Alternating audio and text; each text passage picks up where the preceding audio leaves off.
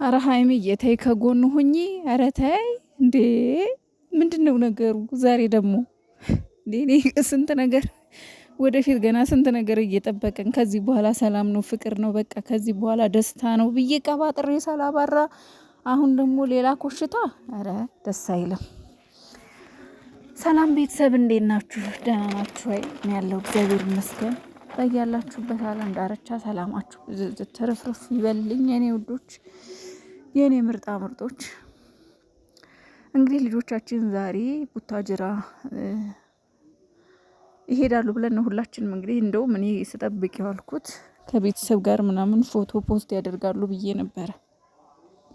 ልክ እንደ እስከ ዛሬው ቡታጅራ ሲሄዱ ቀድመው ከቤተሰብ ጋር ወይ ከነ ሀብትሽ ከናንዬ ጋር ወይ ከሙሽዬ ጋር ከጋሽዬ ጋር ምናምን ነው ፎቶ ያስለመዱንና ስጠብቅ ነበር የዋልኩት። ግን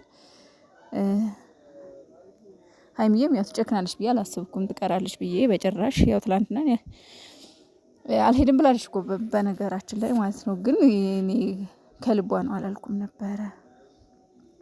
እና ዛሬ ደግሞ እንግዲህ ያው ኦሬዲ ትላንት የተሰራ ቪዲዮ ነው ዛሬ የተለቀቀው። ያው እንዳልሄደች በእርግጥ እኛ እዛ ሄደሽ እንደባለፈው እንድታለቅሺ ምናምን አንፈልግም። ግን አሁን ላይ ችግሩን ለመፍታት እስከሆነ ድረስ ብሩኬ የሚሄደው ያን ያህል ችግር ይፈጠራል ብዬ አላስብምና ሄደሽ ከጎኑ ብትሆኚ በዓልን ተደስታችሁ ብትሉ ከቤተሰብ ጋር ስቃችሁ እኛም ደስ ብሎን እኛም ተደስተን ብንውል ደስ ይለናል እንጂ እንደዚህ ኧረ እኔ እንጃ።